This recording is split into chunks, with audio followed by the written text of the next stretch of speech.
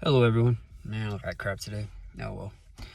So, this is the first time recording on this new phone, so I'm not quite sure how it's going to turn out, what it's going to look like, so we'll see. There's a few things I wanted to talk about. The first thing I want to put out there, guys, is I'm not against Muslims in general. I want to make that out there. It makes it seem like it because for some reason I've been led to attack the evil in these different areas, and right now that's what that seems to be. Now, I'm okay. People practice whatever you want. I don't care. That doesn't bother me. What bothers me is when you're forcing your stuff down to other people. And my major issue is radical Islam right now. I've been focused to study into it, to look into it, and call it out for what it is. I'm going to call it radical Islam. Now, off of that side, I was thinking the other day about how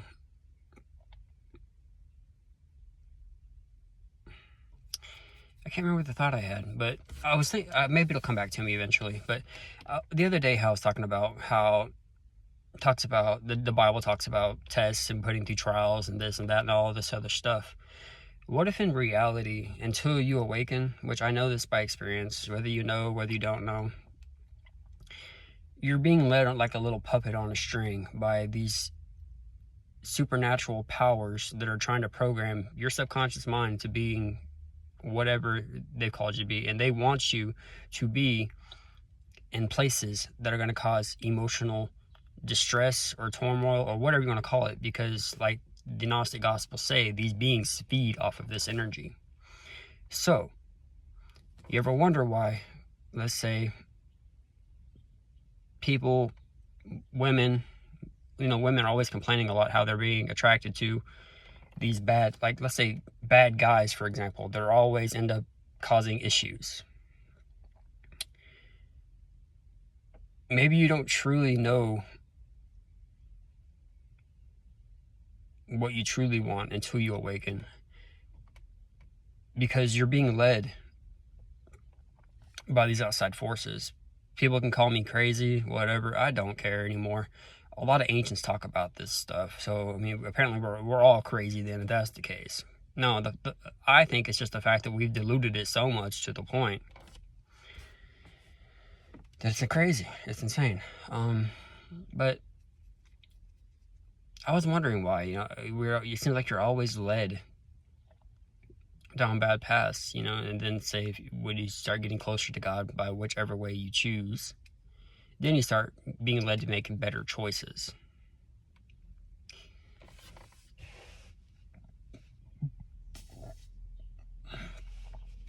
I can't remember what the other thing I was going to say was, though.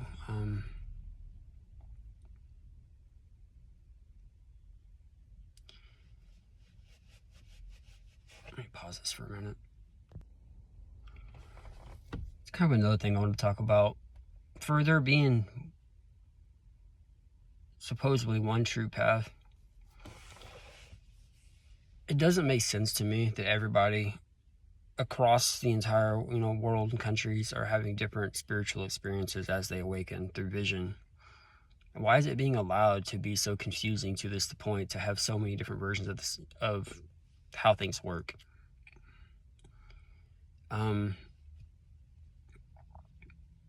I've seen a lot of different beings and visions, and I don't know, but I feel like your perception and the way you think about things plays into what you will see.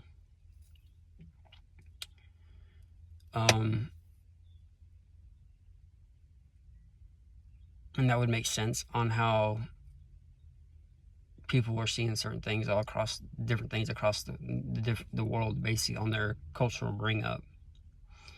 For example, you have these other beings, right? You have, let's say,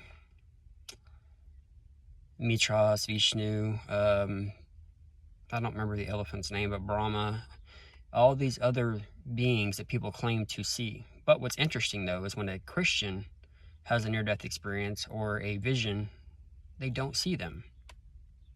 Why? But other people do. And that's kind of intriguing me right now. It seems like to me that God designed us with everything inside of us to guide us on the correct path if we choose to follow it. And the beings or whoever you see is dependent on what will most be relatable to you. But it's all still the same source. And I'm not saying it's absolute, I'm just thinking. I've seen multiple beings. I've seen vision. I saw a vision of Anubis one time. I'm pretty sure I saw a bird masked man a few times. I've seen big guys sitting on a chair a few times. I've seen demonic figures, different angels, both human and wheel within a wheel, like they talk about. I told you guys about the dream where I saw that wheel within a wheel. Just the other day, I swear, up and down for a split minute while I was laying on my bed, I saw the Yaldabaoth character they talk about.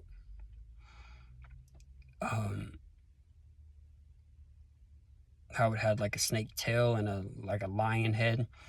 I saw like a spiritual form that looked like that for just a second, and then it disappeared. And like I'm starting to see, I want you guys to know, I don't know whether it's because of the change, the Great Awakening coming, whatever you want to call it, but I'm starting to see these spiritual beings more and more clearly now. I still can't see them fully, but I can see them enough to know that they're there. And I've gotten so used to this stuff that I don't even really think about it much anymore. I saw one that had a bright, like I could only see it on the corner of my eye. I could only see it on the corner of my eye, but it had this bright white light coming off of it, and it sat there for a minute and then disappeared. I've seen a couple beings look like they fly, or sometimes they even pace around. But a lot of different ones. I saw a vision of Buddha the other day. I was just talking for fun, and I talked about planting seeds causing waves or something, and I saw a big image of Buddha over there saying splashing the water and just causing like a huge tsunami popping up. And then I heard like a weird chuckle after that, and I was like, seriously? And then the other day, I swear, my mind, I didn't fully see the image, but I saw a spiritual being appear to me, and it kind of looked like the elephant man, the elephant god deity. So that's kind of why many of the reasons I start seeing this stuff is like teachings. See these beings that shouldn't be that are now. And I'm wondering are they Yazatas? Are they Aeons? Are they avatars like the Gnostics talk about? But for some odd reason, these beings are here. They're here. To this day, I still don't know who that young woman was that appeared in my dream with white lights blasting off of her. Not as big as Yeshua. When I saw him in the sky, it was huge. But all these different beings that I've seen, and it's just like, this is my truth. These are things that I am truly witnessing, I am truly seeing on a day-to-day basis. And if I'm being deceived to this degree, then I don't care to follow your God. And I say that with sincerity. People want to attack me, but you don't understand my story. What would you do if you have any experiences that I have? Would you just write it off? I tried to ignore it, but it doesn't go away. When I'm seeing things that are making ancient ways make more sense, when I'm seeing the programming that Thoth talks about, the light and darkness consciousness battle you're dealing with, and then I see all these other deities that are supposed to not exist. They're false idols in a sense, but I freaking see them sentiently, both in real life and in my head, speaking just as clearly as I would. So There has to be a reason why these people magically dream these, these beings up. Now, I had to have started somewhere, and I say it could be your own perception. It could be your own consciousness that makes your journey, because I believe every journey with a person is personal with God, and maybe the source of the light reveals itself to you in a way that is recognizable and understandable to you. If the truth is about awakening, it's about getting closer with God, then it doesn't matter how you do it.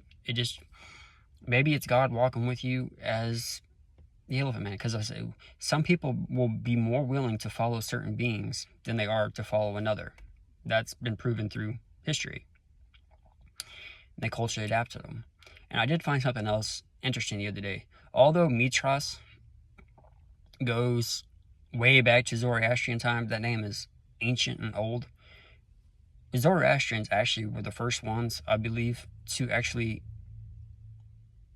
well, between, let's say the Zoroastrians and the Romans, for example. You know how the Romans have their Neptune, Jupiter, this, that, whatever, all these other celestial beings. Zoroastrians actually named those first, between those two. Now, I don't know if there's ancients between that. I don't know. But I did find out that Zoroastrians were actually pretty into astrology and stuff like that. But that's not the point I was getting to. The point I was getting to is that the Jesus story and the Mithras being converged with the two, at first I thought that Mithras was a lot older. Now, Mithras himself is older, way older. But the version of Mithras that started getting mixed around with the Jesus story was around the same time. Not afterwards, not before. So we have this created story and this created story at the same time, around the same early Christianity going together. Now, that doesn't change, it seems to me that I believe there was a true person that did come, causing some type of massive disruption that the empire had to try to gain back control. And how did they do that? Well, they took all the different beings that people liked, and they took the aspects of them, like the Son of God and stuff like that. That's taken from Egyptian. That's taken from Horus. Then you got the turning water into wine. That's Dionysus. And they had all these other mixtures, and they just blended them together and made them this one person. All these different deities got blended together into one God. And I believe that's why I saw the vision of me and idol Jesus getting dunked into lava. Because this is an idol. There was a person. More to me, this is my understanding, more to me is more of a Gnostic version. He was one that went out, he was learning, he was teaching, he went around trying to awaken people because he understood the controlling mechanisms of this world. Now, I'm not saying I don't 100% believe anything. It just seems to me like it was more of whoever this person was a knowledgeable person that awoken and chose to fight against this system. Now, whether he awoken, whether the Gnostics claim he was an avatar, Aeon, or he was already a deity that came to Earth in order to try to anchor in the new awakening, trying to get people to wake up. We'll never know the truth on that. But regardless, this white-robed being has been seen for centuries.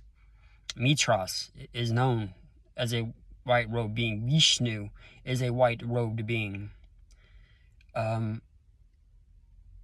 I don't know, maybe Dumuzi. I don't know Dumuzi, but the point is that this white robe being, it's not a new scenario, and it's been prophesied for centuries that this white robed being with a sword, sometimes it's coming out of his mouth, sometimes it's in his hand, sometimes I've seen this white robe being, a huge, tall white robe being.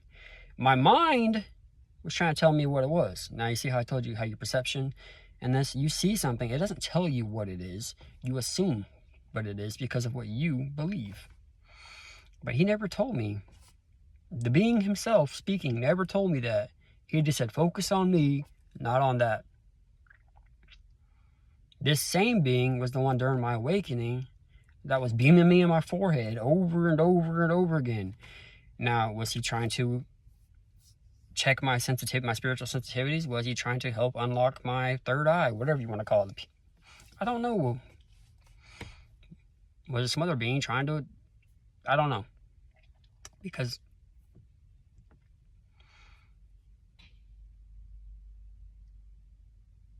and what else was I going to say? I'm going to pause it for a second. I'm kind of going all over the place because it's been a while since I made a video, and I've had a lot of different thoughts. And I want people to understand that I'm not trying to lead nobody into Gnosticism or Zoroastrianism or anything like that. Ultimately, I believe we should just abolish religion in general and just be one with God. If you want to follow, I don't believe any of these teachings were ever meant to be religion. I did find something very, very interesting. Then I later found out it was possibly false, so I'll just leave that. I need to study that one myself. But what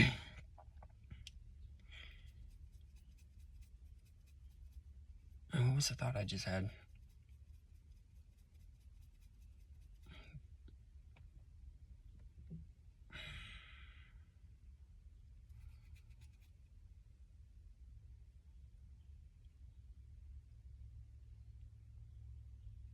I'm trying to think for a second.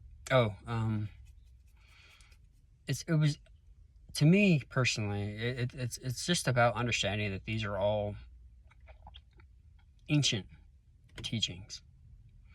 People did have experiences with God, different experiences with God, and branding them into different religions is probably the worst thing we've ever done.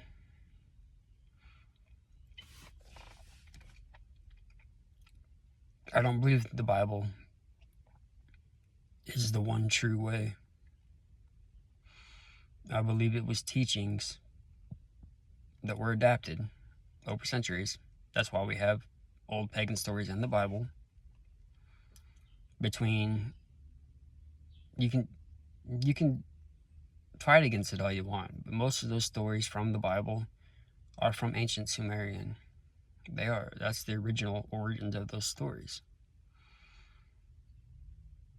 And it's interesting how everybody started out pagan, started out polytheist, then they slowly diverged into a monotheistic point of views, but they still adapted and kept some of these ancient stories that they really cherished, and so they carried them over.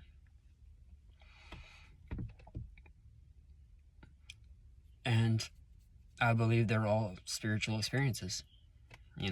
There's different things that could be I think they're possibly spiritual awakening stories. I told you, I think Epic of Gilgamesh was literally a story, maybe not necessarily a mythology, but maybe somebody that literally went through a spiritual awakening, and that's some things they experienced. It could also be a psychological experience. He's talking about how Gilgamesh has two different versions of himself. He's fighting with the primal Persian, and then he's fighting with this other one that's trying to come into terms with what's going on. And it just makes a lot of sense. And if you actually start reading in a spiritual lens and start reading this stuff on a spirit, you'll start to see kind of the psychological spiritual awakening parallels that a lot of these stories have.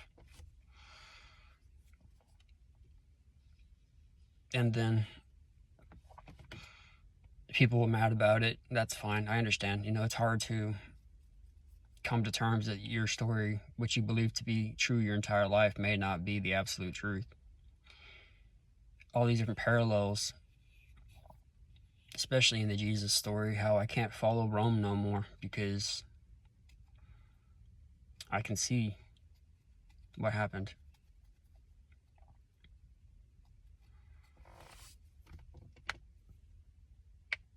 But I don't follow any one thing. I just study a lot of different things, and I try to follow what I'm led to do. I follow God. I don't know who or what the source is.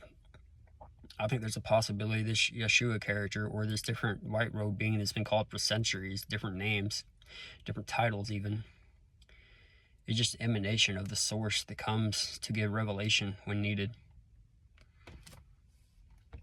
That would explain why the Zoroastrians have prophecies of this white robe figure, how the white robe figure shows up in Buddhism, Hinduism even, and a lot of different religions talk about this emanation of the source, the white robe figure, with just different names, different titles. And I found it truly interesting in the Avesta so far. I haven't gotten to the prophecies yet. I was reading kind of still into the law a little bit. There was a few of them there that kind of, I can see where they adapted over time, like the lashings, for example, how the Romans adapted to those Sharosha. I don't remember the actual name of it, but the different lashings for the different things you did for different punishments.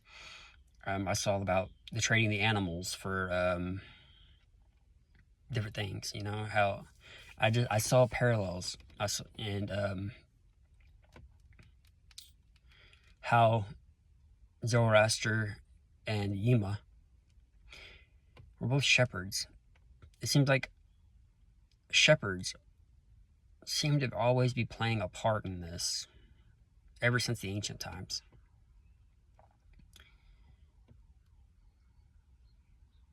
Anyway, that's where I'm gonna leave it for now. About 20 minutes long. It's just a bunch of different thoughts. There's nothing new here. I will say that a lot of things are taking place right now. I did warn you guys about. I didn't know exactly for sure what was going to happen, but I did have the words I told on my last TikTok where I said that things may start getting harder to come by. About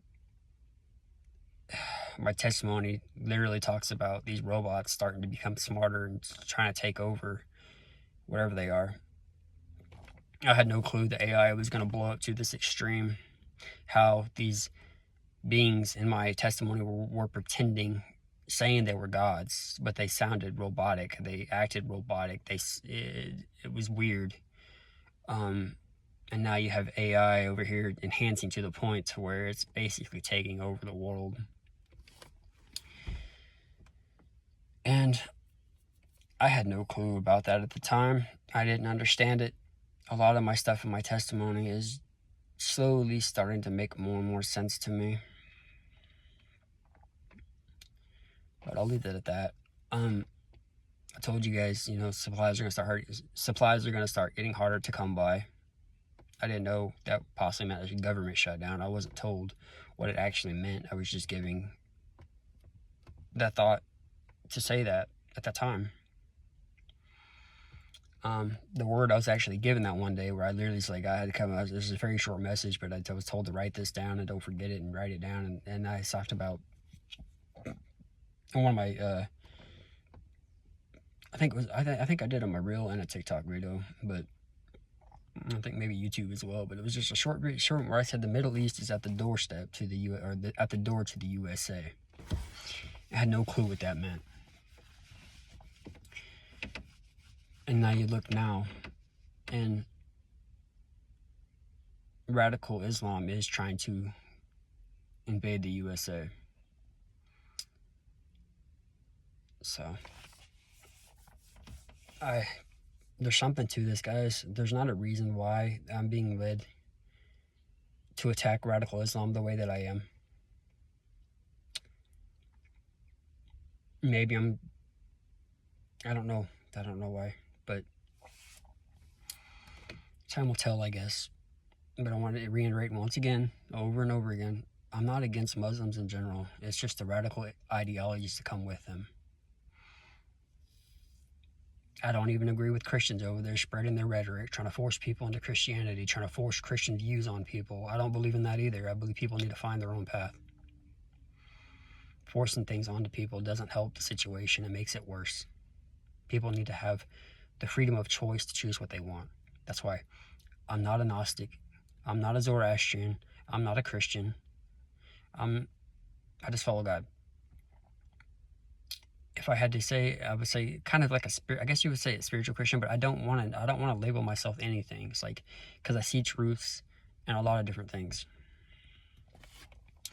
I believe labels and denominations is what caused all this to begin with.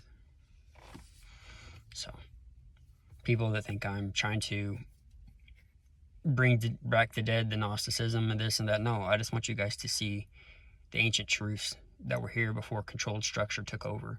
And if you did follow Gnosticism or anything like that, the whole point of Gnosticism is to not follow anything anyways. It's to follow a personal relationship with God. That's what it is, just like other ancients taught. The Egyptians wasn't teaching you to follow Egyptian. They were teaching you the ancient truths of understanding your own mind, understanding the consciousness, the light and darkness battle. We only have... Most of these religions was never meant to be religion. They were just teachings. If you actually look at what they're teaching you, look at what they're telling you, then they shouldn't have been a book to begin with. But the problem is nobody would have known it if there wasn't. But most of them are talking about personal relationship with God. Like the Buddhist is about a lot about meditation and things like this, getting personal with God. Take out the religion and go back to experience with God. I used this metaphor the other day, and some of these guys aren't gonna like it, and that's fine. I don't care. Okay. I was talking to my kids. I was like, okay, do I want what I want my son to walk into the house to me every single day at 2 p.m. in the morning saying, "I love you, Dad," and just go back and doing what sons? Yes, that's nice. That's awesome. But eventually, you're like, what's gonna happen. So you're just like, okay. Does he really mean it anymore? Is he just saying it to say it? Is it just part of routine? Or would I want my son to just randomly show up and just like, "Hey, I love you, Dad"? And I'm just like, where'd that come from? No, I just felt like saying it. That, to me, means way more than just random, routine, indoctrinated bullcrap that we go through day and day and day and day and day. How Jesus talked about in the Bible, people talk with many words thinking they will be heard. God doesn't want you going down 5 times a day saying the same thing, indoctrinated. He wants a true relationship. If you feel led to talk. If you feel led to do these things, do these things. But when it becomes routine, then it doesn't mean as much to me. That's my opinion. Discipline is fine. But when discipline becomes routine, it becomes religiosity, becomes to the point where you pretty much lost all feeling into it because you feel like you have to do it, well, then that's a problem. You shouldn't be forcing yourself to spend time with God.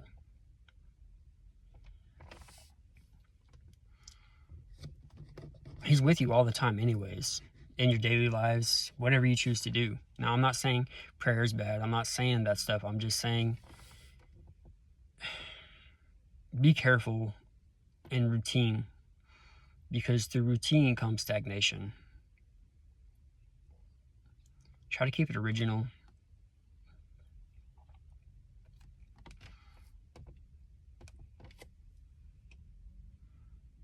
Thanks, guys.